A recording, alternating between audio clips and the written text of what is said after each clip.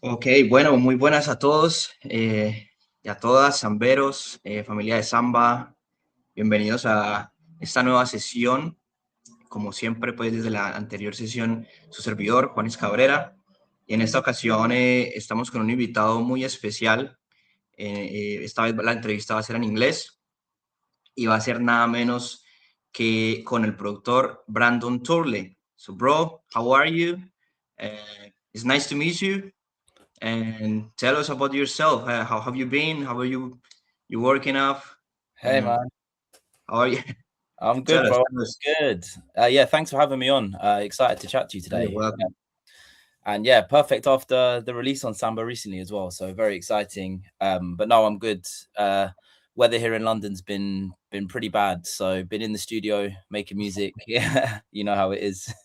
Yeah.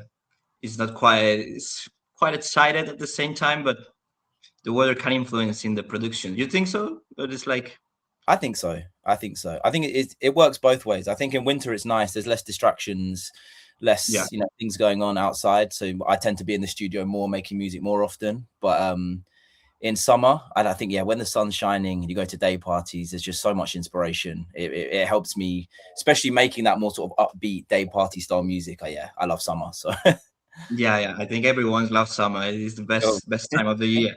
Um, well, for those who don't know him, he has already said that he's an artist in the UK, especially in London, in the tech house scene.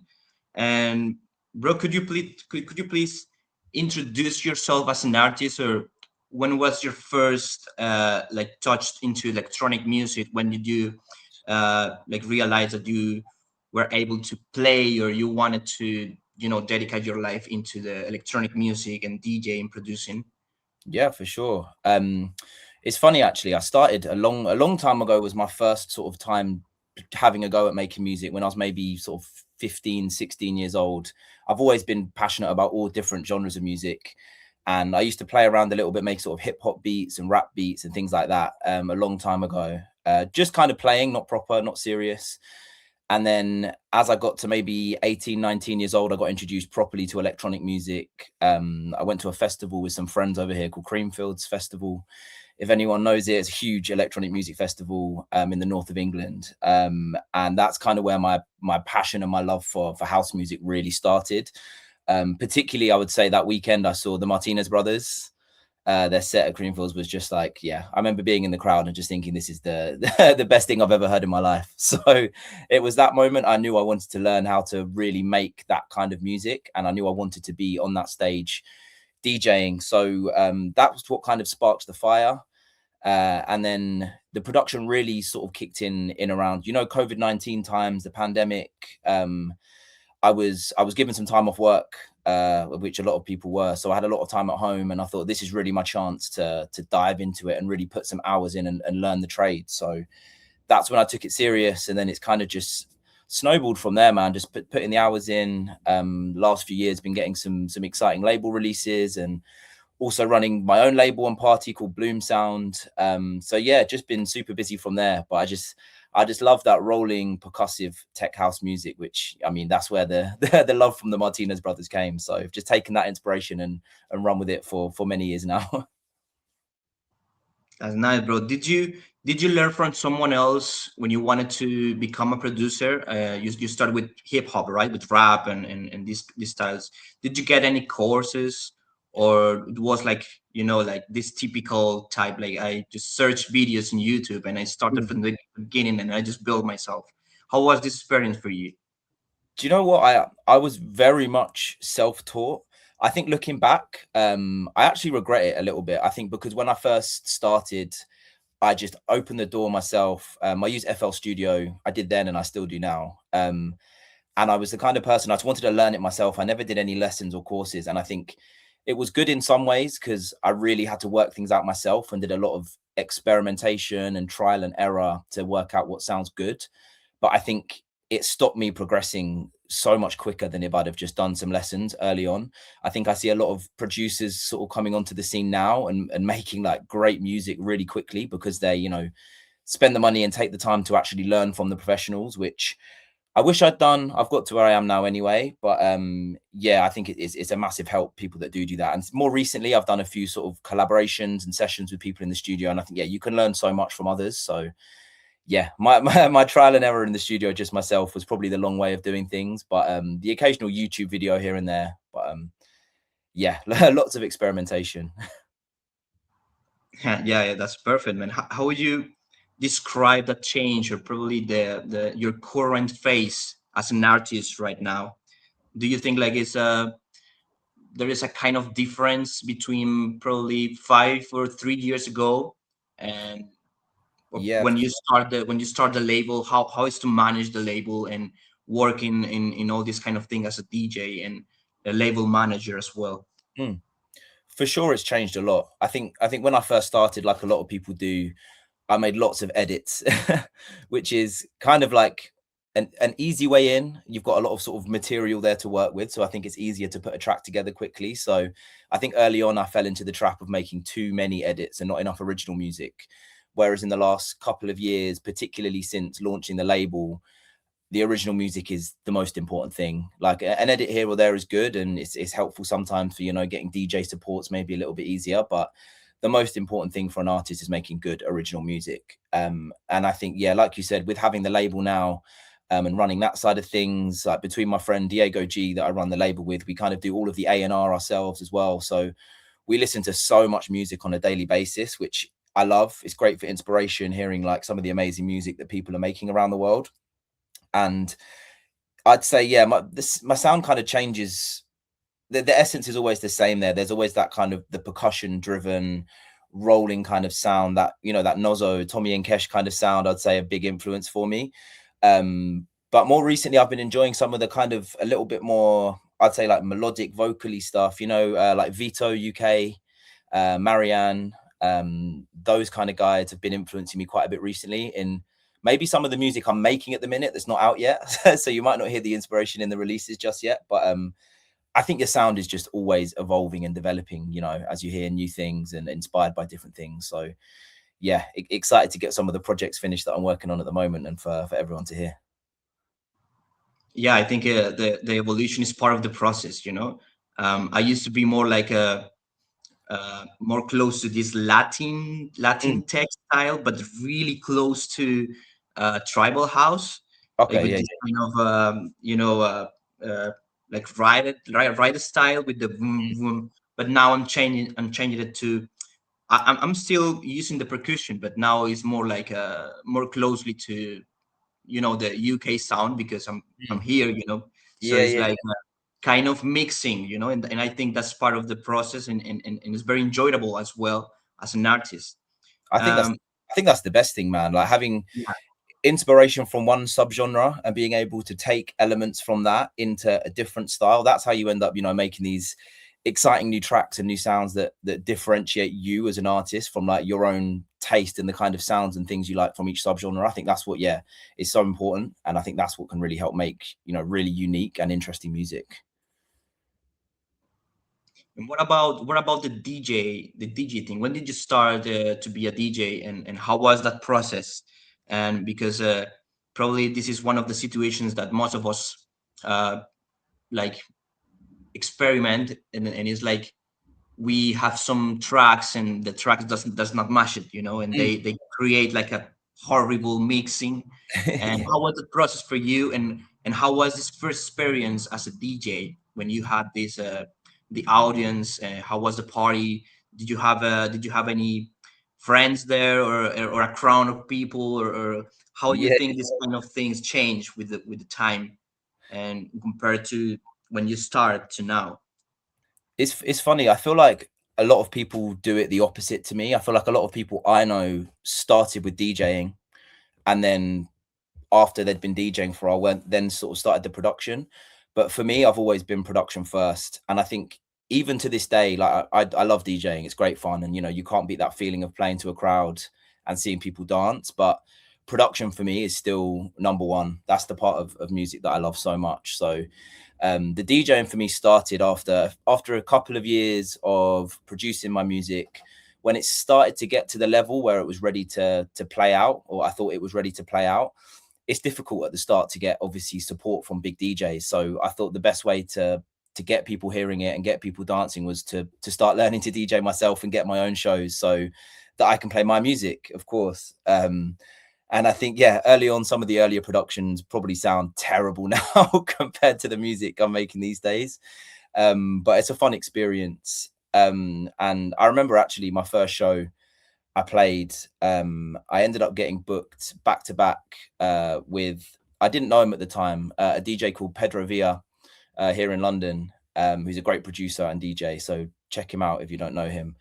But I got booked to play back to back with him, and I'd never met him. It was my first show out live, and I was so nervous. And I think having to play with someone else as well who had more experience than me at the time, I was sweating.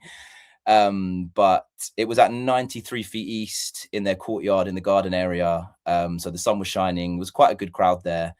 And yeah, although I was nervous at first, I think the back-to-back ended up being a bit of a blessing because like bouncing off of the energy of Pedro in that set really helped me kind of find my feet and get my confidence. And then, yeah, I've kind of just run from there, man. But yeah, like I said, I think for me, my favorite part of the DJing is being able to play my music and music from my label and sort of see that reaction on the dance floor is yeah, just the best feeling. Okay, you were saying about playing your music, and as a DJ, how would you describe your sound or your performance? Do you normally like to play music that you like, or music that people needs to listen to it? You know, like how would you manage the crowd, or how would you manage the energy in the party, and you know all these kind of stuffs that DJs must do, right?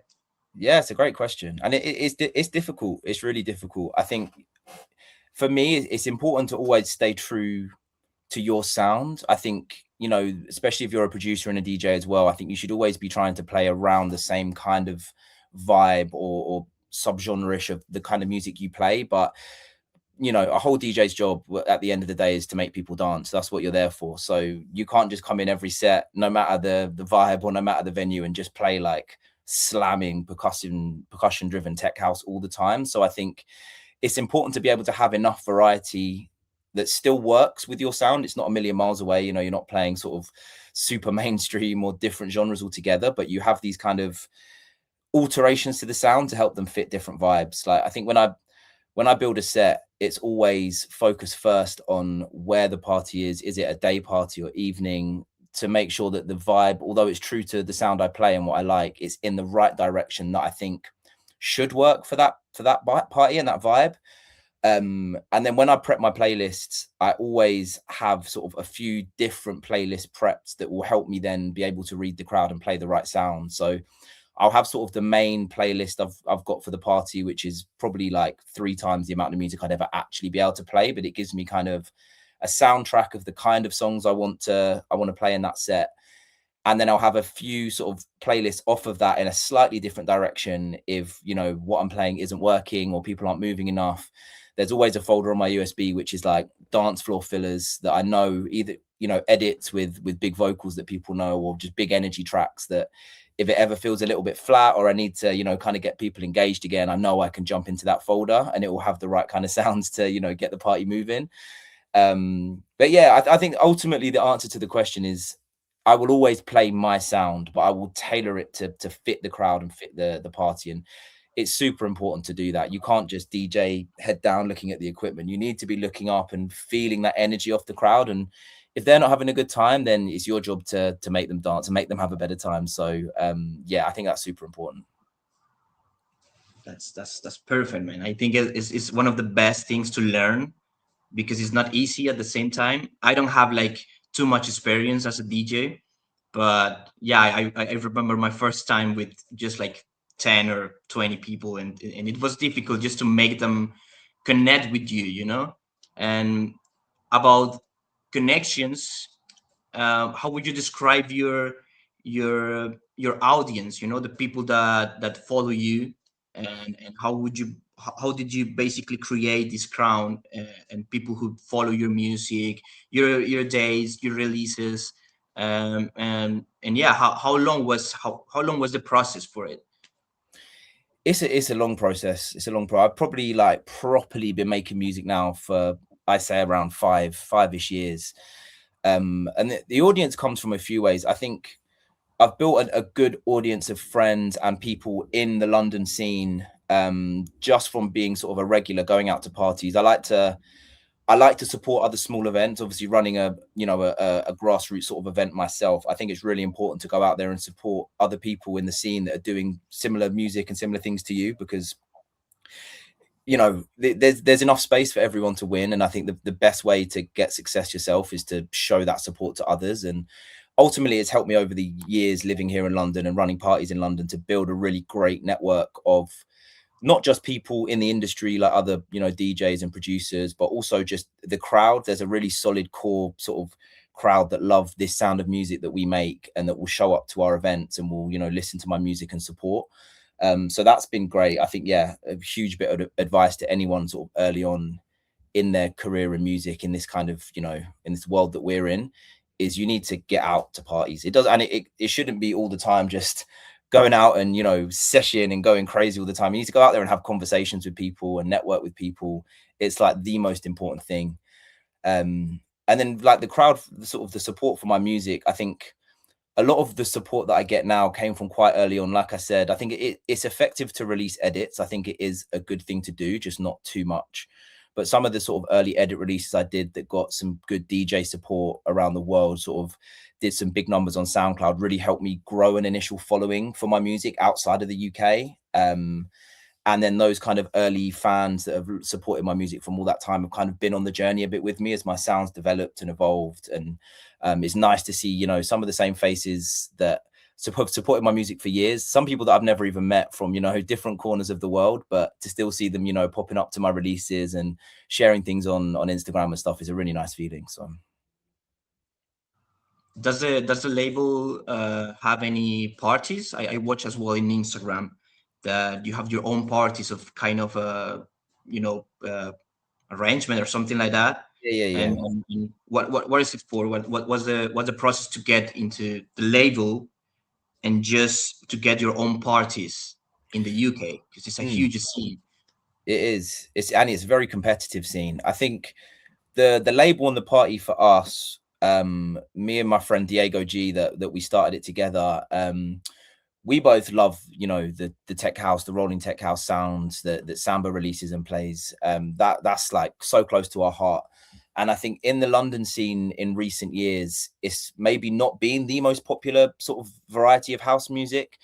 With like the sound that sort of, the Josh Bakers and Max Dean and Luke Dean, a bit more sort of, the subgenres have so many different names, I can't keep up.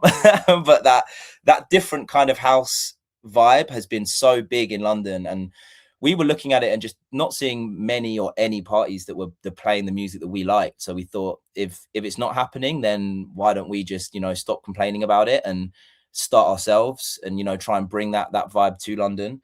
And there is now, a good amount of parties that are starting to push that sound. It's not just Bloom sound. There's the likes of Inception, Casa Loca, Way Out, and more. But the vibe at the start was to really try and help build an audience and a crowd for rolling tech house in London, and help it get to the levels of popularity that it deserves. Man, it's the best music in the world, if you ask me. So that's how the party started. And being a producer, we launched it as a party first. So we ran just sort of a series of parties for the first year, and then both being producers ourselves, it was always natural that it then turned into a label to give us a platform to start releasing our own music. So launched initially with some music from ourselves, and over the last, I think we're coming up to 3 years now. It's been really exciting seeing the label grow, and just being able to sign some like incredible music from some amazing artists. And I love that we've had some, slightly bigger names release with us now, which is really cool that, they trust us with their music and to do the releases. But for me, I really love being able to release music from new artists. Like there's a load of people that we've had on for EPs, and it's their first ever label release, and they're making like incredible music. And to be able to, give them the platform to get their music out there, like I feel really passionate about that. And that's a part that I really love about having a label, is being able to give opportunities to talented people and give them their first step into the world of releasing, really. Do you normally sign people from the UK or any countries? All over, man, all over the world, which is amazing as well. That's, you know, the power of music and the amount of people now that I speak to on a regular basis from, you know, every corner of the world. But yeah, a lot of UK artists from across Europe. I think we did a various artist release for Miami Music Week. I think we had like 3 American artists on that one. So yeah, a real variety, and I love that. It's nice to be able to sort of showcase these sounds from all different places, and bring it all together in one place. It's great. So it's That's good. perfect, man. That's what are your goals for the next year in that situation with the label and your own career as well? I'd say for the label, just keep the releases consistent. I think we're doing a great job at the moment, so just keep pushing the sound and just grow. I think we would love to do a showcase of the label in another country. We've only done parties in London so far, so it's a big goal to be able to bring Bloom to, you know, maybe an Ibiza, maybe an ADE in Amsterdam, or you know, maybe ideally one day a Miami Music Week would be a dream. So there's definitely a goal to try and bring the brand outside of the UK. And on a personal level, I'm just working really hard in the studio at the moment, man. I've got a list of gold labels that I'm trying to get signed on in the next sort of 12 months. And I'm just trying to make the best music I possibly can to make that happen. It's been a pretty good year for me already with releases. I've got a few other EPs coming up. I've been doing a lot of collaborations as well. I think it's something I didn't do much early on, but in the last sort of 6 months, I've realized how exciting collaborating with other artists is on music. Yeah. And it is almost, I find it like a bit of a cheat code. I feel like often in the studio, I'll get to the part of a track where I've got maybe an 8 or a 16 bar loop that is grooving and I love the sound, but then building it out into the whole track is like a whole nother step. But I think when you collaborate, you can kind of give someone your idea and they come into it fresh. They've got all these exciting ideas to add to it themselves. And I find it gets music finished so much quicker. So collaborating is a big thing for me. I've got a few projects I'm actually working on this weekend. I'm working on a few tracks with Zach Cox, who I believe released on Samba as well before, I think last year.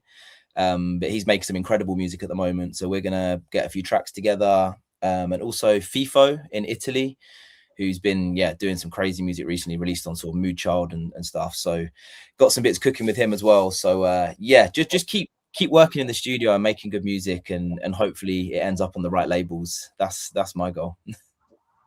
That's perfect, man. So you're more like a disciplined person, or more than just fashion, you know?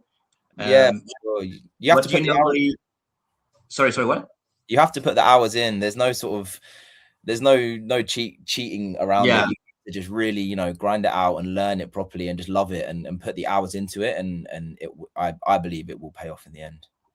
How do you normally collaborate with artists? Because I was always wonder about um, when I start my tracks. Usually was with a lot of tracks, you Mm, know, and I know I used to use like normally 20 or 30 tracks per track, mm. or more Yeah, actually. yeah.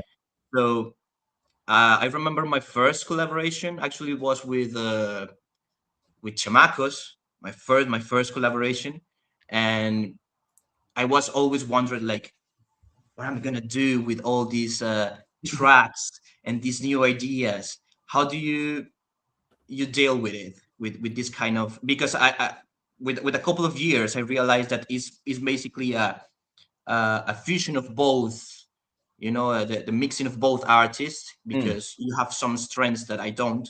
mm. So yeah, how do you deal with it?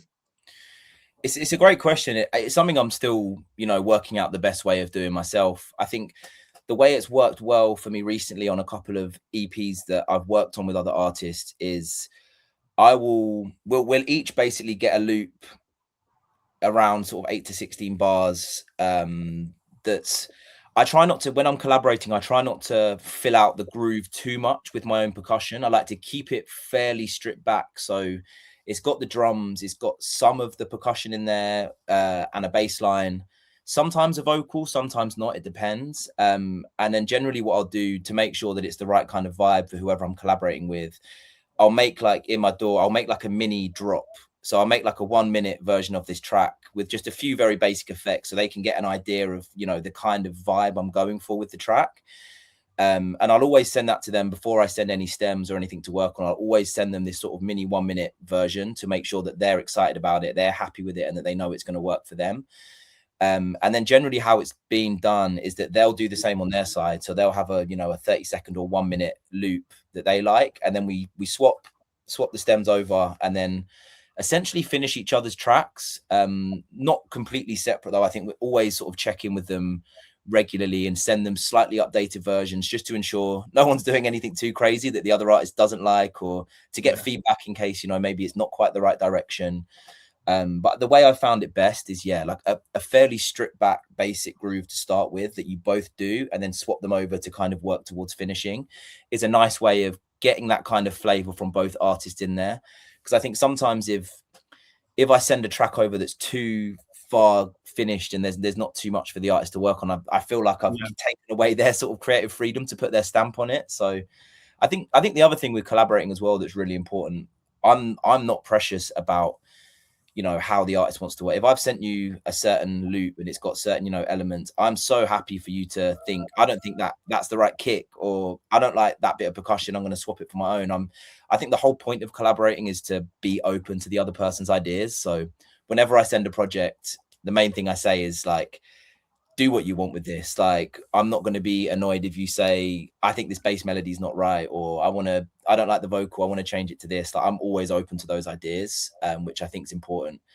And it's so exciting with collabs to hear how that sort of fusion of sounds come together when you get to the end product. So yeah, I'm finding it really exciting at the minute. So excited to do some more collaborations. Us guys need to collab at some point, man. Yeah, for sure, man. What are the elements that you normally use in your tracks? That elements that you can't miss in your sound, in your releases. Like probably you use the same clap always, or do you normally change it, or Do you know, what's the process to produce for you? do you know what the process when I usually first open a project, it changes time to time. At the moment, the way I generally do it is I start with either a kick and a bass line, and I just get a really nice low end groove that just sounds really tight, and then I'll sort of start to build the drums around that and then the perks around that sort of groove, so I know that the low end sounds really nice. The trouble I have with that sometimes is then finding the right sort of samples or vocals that then fit back with the, you know, because sometimes when you just go straight into the bass line and you write it in a certain key, it can then get a little bit tricky finding the right samples to match. But so the other way I do it sometimes is I will start with the sample itself. So like sometimes when I have a studio session, if I'm not feeling like super inspired to jump straight in and make a song, I'll just spend the hour or 2 hours scrolling through Splice, through SoundCloud, through YouTube, just for samples that I think could work in a project.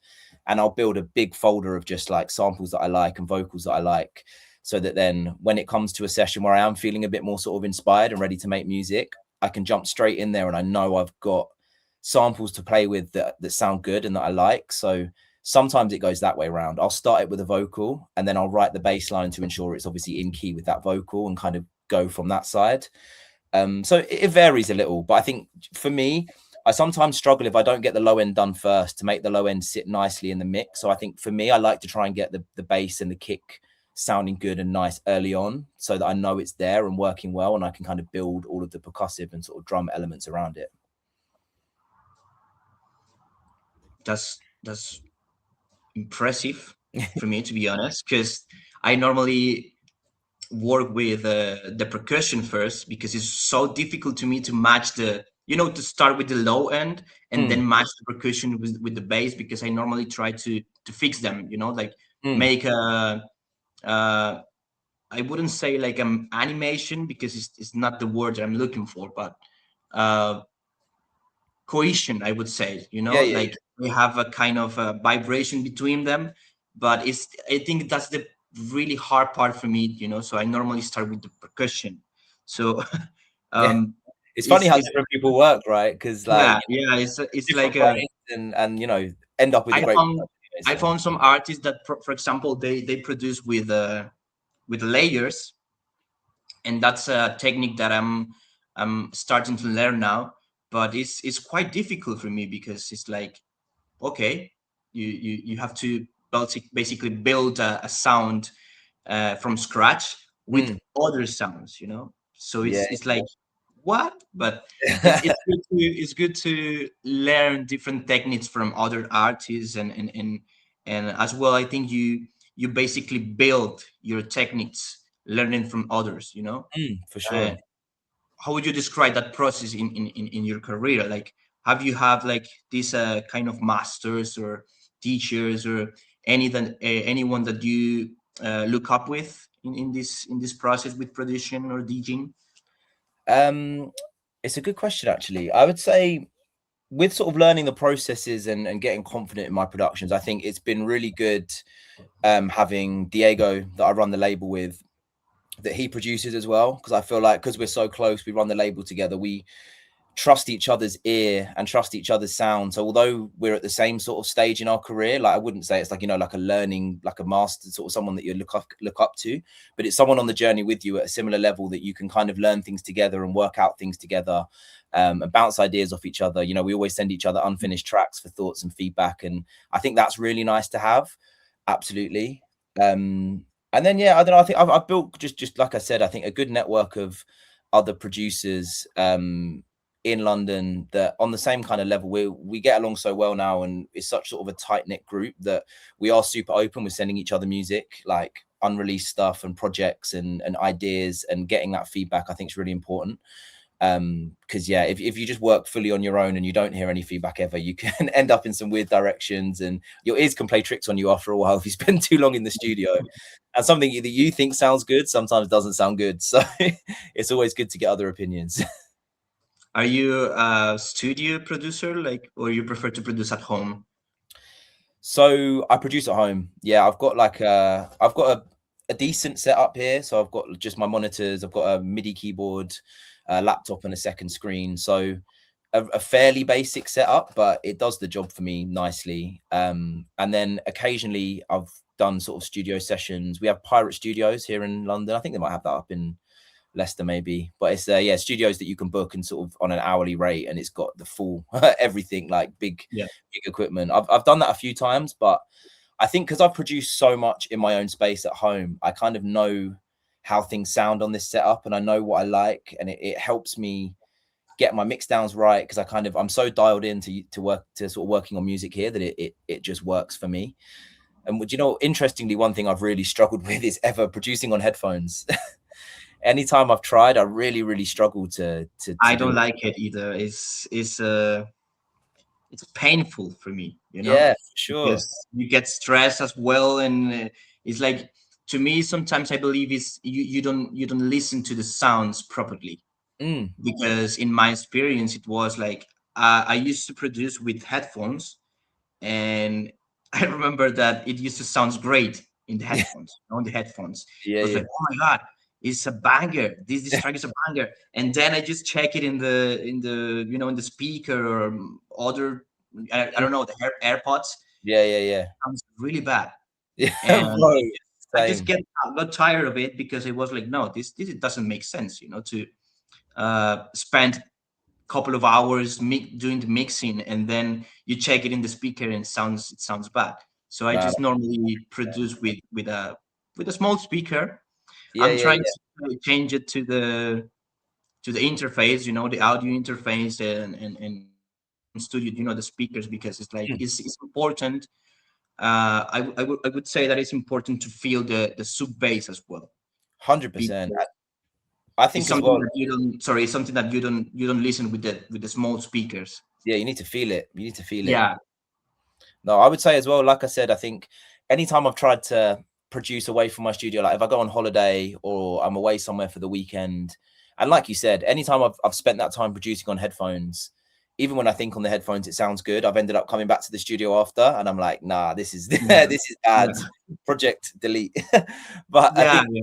I think like even like you said, like even just a Bluetooth speaker or something like that, but you can hear it out loud and you can feel it a little. As long as it's got a bit of low end that you can feel, like I've started doing that now. Like if I go on holiday, I always take the Bluetooth speaker on my laptop with me. So if I've got some time on the balcony, or I can hook my laptop up to that and produce on that, and it comes out sounding way better on my monitors when I get home than if I try on headphones. Because for me, I know like for a lot of people it does work, like, and they can produce the best music on their headphones, but for me, I just really struggle, especially with like getting the mix right. I come onto my monitors and the levels are just all over the place, and it's not for me. But maybe it's just not the right headphones. I think maybe I need to invest in some better production headphones at home, but we'll see. Yeah. I would say that it's the mixing is the problem, because I remember someone suggest me like, oh, you should mix in mono, Yeah. because the headphones are stereo, so you should mix in mono. And I tried it once, and it didn't work, So Yeah. it was like, what's the point? What's the point of this? That's, Well, now that we are talking about the headphones, I would ask as well, like, I would like to ask as well, like, are you a person for vinyl, like analogic things, or digital? do you know what? I'm very much digital. Very much digital. Just Yeah. digital. Yeah, man. Do you know what? I love the idea of analog, and I think in the Yeah. future I would love to sort of explore that a little bit more. But for me at the moment, all super digital. I find vinyl, particularly like DJing with vinyl, is like fascinating. I love the idea of it. I think as well because in my family, like even as far back as like my grandparents back in 1960s was like a rock star, but he used to DJ for the band with vinyl. And like I've seen sort of small clips and stuff back from 50 60 years ago of like my granddad DJing with vinyl back in the day. So it's always fascinated me, and I would love to try that and maybe build a collection at some point. But for now, for a few reasons, it's just like, for one, I don't have much space at the place where I live at the moment. So if I wanted to get any like analog equipment for production, I just don't really have the space to store it or have it out. And similarly, building a vinyl collection right now is just not possible. So USBs and CDJs for me at the moment. But have you played in vinyls, or just in CDJs? Only CDJs, man. Only CDJs. Yeah, I would like to in the future, but for now, all digital. Yeah. How about you? Okay. Have you mixed on No, vinyl? I start um well, I would say that in my country we have like base like orthodox, like I don't know this word, but it's very traditional thing. Mm, So uh, most of tutors, they prefer to teach with vinyls, mm, but I had a lot of problems with vinyls. I and I would say that it's really helpful to for um like educate your ears, for because sure. I remember one party, they invited me to one party in the CDJs. It wasn't a CDJs, it was uh this kind of all in, Mm, like yeah. double R, but it was a Pioneer. And I couldn't play with the with the waves. I Mm, had to play yeah. with the folder. So I remember that I just thought at that time, like, what I'm gonna do. Yeah. So one of my friends who is a DJ as well, he said to me like, just play with the folder and just pretend that it's a vinyl. Mm, The performance was not good enough, to be honest, mm, but I could play at least one. I could mix and match yeah. some tracks, and I remember that after that situation, I start to uh, practice with the folder mode, and with Yeah. vinyls as well. And it's not that difficult. It's the same. So if you could play in the CDJs, you can play in the vinyls, and well, just don't look at the waves, But Yeah, of course. with this digital era, I would say that it's impossible to not do it right now, because we have a lot of Mm, devices that they have this kind of yeah. techniques. I think what you said is right. I think it's important as a DJ to get comfortable with what you can hear on your ears, rather than relying Yeah, on looking at the waveform to keep things in play. Because I've had it a few times turning up to shows where it ends up being the equipment's old or dodgy or not working properly. Like you yeah, said, I played a gig literally last weekend, and it was the same thing. The CDJ on one side, the waveform wouldn't appear. It was just fold of you. It was stuck like that, so you can't see anywhere where you are in the track or where the beat is or anything. So you have to purely rely on your ears. And you never know when that's going to happen when you're actually playing out. So I think it's super important. I've seen people before when they play at home, they'll even like, you know, put stick covers over the screen and stuff, and over the tempo slider, even to like really challenge themselves to learn how to by ear beat match and get things in time at the right tempo, which I've not gone quite to that level, but I think it's super important. Like, you can't rely on your eyes. Your ears are the king for this stuff. So it's really important to practice that and be confident in beat matching purely by what you can hear. Yeah, and it's a good practice. I would say that I remember that I used to practice in an all-in machine, and then I just moved to CDJs, but it's not a CDJ. It's the small one, the 700. No, Yeah, 7. yeah. I don't remember the model, and I was like very confident with it. You know, like I know how to mix. But I was without the practice to have one wave here, one sound, one track here, and one in the other one, because I was more likely to watch to see the waves in front of me, you know, no, Yeah. both sides. Yeah. So it's really helpful to start with well, and with the CDJs, I would say as well, because you get more confident with the normal, I would say that normal devices, because you know when you go to the clubs and festivals, you have the mixer, the CDJ. Even sometimes I saw some DJ setups with CDJs and binos as well, you know, and that's more difficult because if the digital are having some troubles, you have to match it with the analog. So it's impressive. For It's sure. something to admire, to be honest. um, I want to ask as well, bro, do you dedicate your life only with music right now? Or what about your personal life? How is it work for you to this both sides, you know, the Yeah, DJ yeah. and artist and personal?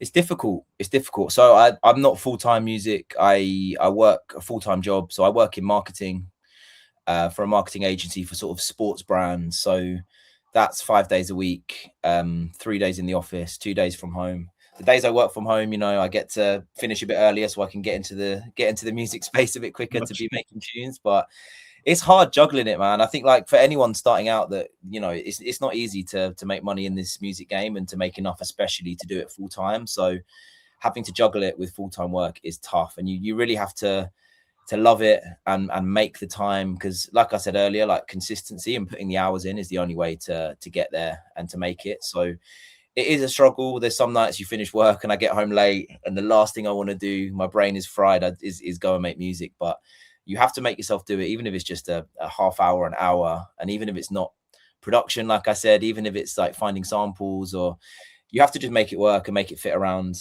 your life, because it's tricky. But you know, if you love this stuff like I do, and like, you know, like we all do, then you make it work, you find the time. And yeah, the dream is to one day be able to go at least part-time. I'd love to be able to drop a couple of days off my full-time job and be able to spend more time in the studio, because it just excites me, the amount more I'd be able to finish, the amount much more music I'd finish. But for now, it's just a juggling act, man. Like, yeah, late night sessions after work, trying to make sure my weekends aren't too packed with other things, so that I do get the time to get in the studio and make music. Is, yeah, juggling, but you know, we make it work. Yeah, yeah. Would you like to play in a festival, or are you more like a club raver lover? I would love a festival. I would love a festival. I think for me, day parties are king. I love playing in the sunshine and being outside. So as much as I do love, you can't beat a good club with a big sound system and that sort of like that rave feeling.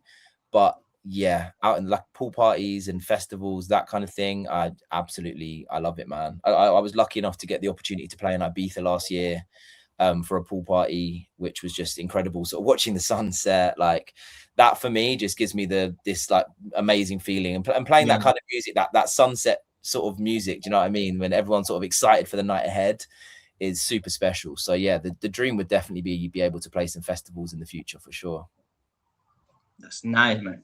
Now to finish this amazing interview, I really enjoy to have this time with you and learn from you as well.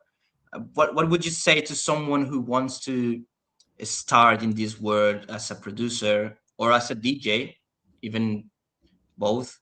And they have, because I would say that most of us start with the same. We have this artist life and personal, Mm. and our works, our jobs. Sorry. So, what would you say to these young people or people in general, who wants to start with it?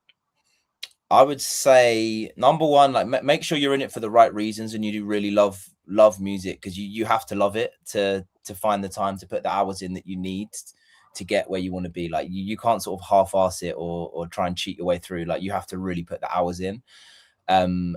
And the other piece of advice, I touched on it earlier on, but I think my biggest regret from early on was not sort of accepting more help and doing more sort of lessons and learning from others more. I sort of kept to Mm. myself, was determined to work things out myself. And I think although I got there in the end, I'd have got there a lot quicker if I'd have just, done some courses, collaborated a bit more early on, done some lessons. I think it would have sped my progression up a lot more. So I think don't be too proud to learn from others and to do lessons, because I think like the benefits are massive. And if I were to go back to the start and do it again, I would 100% be paying for some sessions and some lessons from the top guys and from people that are more experienced than me to really help show me the ropes, because you'll just progress and learn so much quicker.